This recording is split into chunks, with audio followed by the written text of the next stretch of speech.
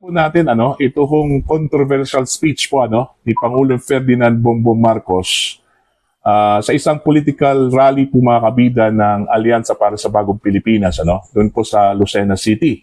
Okay, nung nakarang gabi po. May salita kasi siyang nabanggit doon na yung interpretasyon po ng mga nanonood at saka sa mga netizens may pagkabastos Parang nadulas ata ang Pangulo doon sa kanya ginamit na salita. Na supposedly, nung pinanood ko po yung video mga kabidang, gusto sana niyang iparating doon sa mga tao, ipaabot sa mga tao. Nasa puso ang kalagayan ng bawat Pilipino. Yun yung right phrase sana na gusto niyang iparating doon. Pero yung pagkabanggit niya sa salitang puso, iba, mga kabida.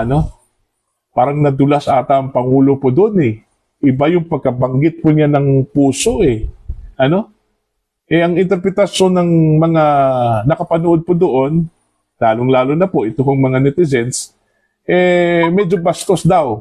Although part ng anatomy of man, yung term na ginamit ng Pangulo, pero iba yung dating mga kabida, Eto, babasahin ko lang po, ito post po ni Direk Darilla po mga kabida. Actually posted po ito 18 hours ago, Sa kanya nanggaling ito. Okay, siya yung may pasimuno. Dito sa nag-viral na video po mga kabida. Ang sabi po niya dito sa kanyang caption po, sa video na kanya pong pinost, kung nasa sikat, dinagdagan ko na lang po mga kabida, nila, ayaw ko na. Ayaw ko talaga ng alyansa, malansa. Yun yung kanyang caption sa kanyang post. 18 hours ago po itong mga kabida. Eto, panoorin muna natin yung kanyang short clip na pinost po ni Direk Darilla doon po sa speech po ng Pangulong Ferdinand Bongbong Marcos tsaka magre-react po tayo mga kabida. Narito po. Nasa puso nila ang kalagayan ng bawat isang Pilipino. Nasa puso nila ang kalagayan ng bawat isang Pilipino. Ayun po. Kayo na po ang bahala mga kabida. Okay, doon po sa inyong interpretasyon po doon. Nadulas lang ba ang Pangulo o sinadya po ng Pangulo? Depende na po yan sa inyo. Okay? So, umali po ng samot-saring reaction yung kanyang speech. Alright? Dito sa post po ni Direk Darilla, yung reactions po dito mga kabida, nasa 52,000, Okay? Samantalang yung comments po dito, nasa 4,100 comments. Then yung shares po, 42,300 shares. At alam nyo ba kung ilan yung views po niya? Kaya nag-viral po ito mga kabida. Nasa 9.5 million views. Ganun karami yung nanonood po sa video na ito. Eto, dito po tayo sa post po ni Direk Darilla mga kabida. Titingnan po natin ito reaction, comments, shares at saka views. Gaya na sinabi ko po kanina, nag-viral itong video na ito, Okay? Yung reaction po, nasa 52,000, mga kabida. While yung comments, nasa 4.1 K.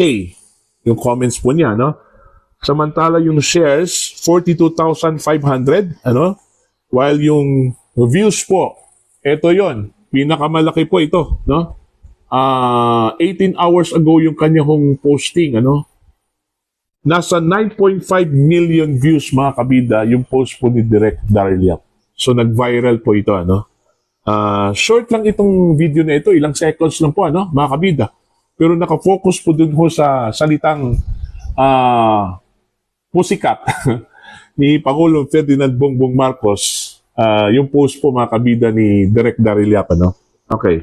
Magbasa ho tayo ng reaction dito. Dami reaction po mga kabida sa video po ni Direk Darilla. Ang sabi po dito ni Juliana Fariskova, sikat po itong impersonator, Meat shaking, may fake posse, tapos nakatawa po yung kanyang emoji, And then nag-react din itong si Teo Moreno, May comment din ito, Pero yung comment po niya, tawa lang po, ha ha ha ha ha.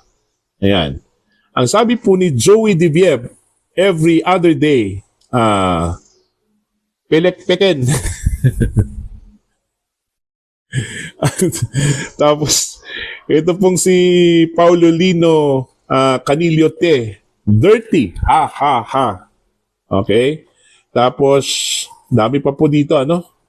Nag-comment po mga kabida, babangon muli ang mga, hindi ko pwedeng banggitin ito, yung kanyang ginamit na word. Okay? Tapos, kaya naman pala malansa ang serbisyo ng ating gobyerno. Ayun. Yun yung sabi po ni Jericho Bolo, mga kabida, no? And then, mahirap talaga pag hindi bukal sa puso mo ang mga sinasabi mali-mali na, no? Ang napansin ko kasi kay Pangulong Marcos po, mga kabida, every time na mag-speech po ito, napakabilis, ano? Lalong-lalo na po pag improve to, ano? Okay? Kaya siguro, madalas po nadudulas, ano? Yung kanyang pagsasalita po, mga kabida, no? Iba kasi yung nakascript. Usually kasi pag speaking engagement po ng Pangulo, lalong-lalo na pag formal gatherings, ano? Nakascript talaga yon, ano? Naka-teleprompter, mga kabida, no? Pero pag ganito pong sitwasyon, like political rallies, usually kasi yan, impromptu speech kasi yan, ano? Yung political rally. Pero okay lang sana kung impromptu, kung hindi ka nadudulas, kumbaga magaling ka, no? Bumawi, mga kabida, sa mga wordings na ginagamit mo. Iba kasi itong si Pangulong Marcos, parang hindi ko sanay sa impromptu speech. Okay?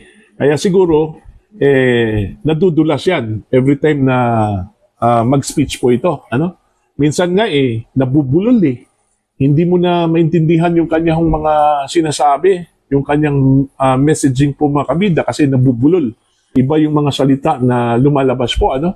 Mga kabida, kagaya ho dito. Okay? Baka sabihin na naman po ito ni Yusek Claire, mga kabida, na fake news ito, inedit po ito. Galing po ito kay Daryl Yap, ano? Direct Daryl Yap. Nagre-react lang po tayo dito, mga kabida, no? So, yun po. Nakakatawa talaga, ano? Itong speech po, ano? Ni Pangulong Ferdinand Bongbong Marcos. Aside ho dun sa kanyang speech na parang binuhat na niya yung sariling upuan po, mga kabida, sa sistema at uri ho ng pamamalakad ho niya, ng kanyang pamahalaan, ano? Parang sinasabi po niya na maganda ang aking pamamalakad, wala hong bahid anomalya at korupsyon, ano? Parang ganun ano? Binibida parati niya yung kanyang gobyerno, although normal lang po yan, na ibibida mo talaga yung pamamaraan sa pamamalakad, ano? Kabida. Yan kung aprobado at sang-ayon yung taong bayan po doon, ano?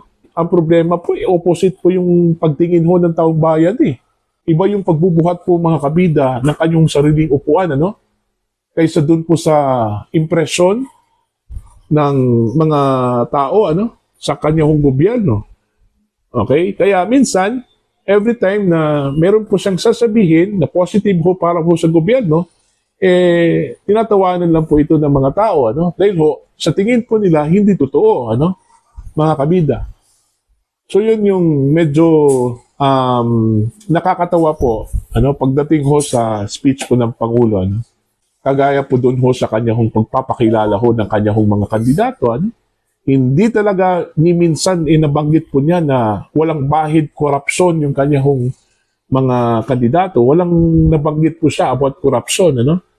Ang sabi lang po niya dito, mga magagaling po ito, mataas na yung karanasan, ano? Yun.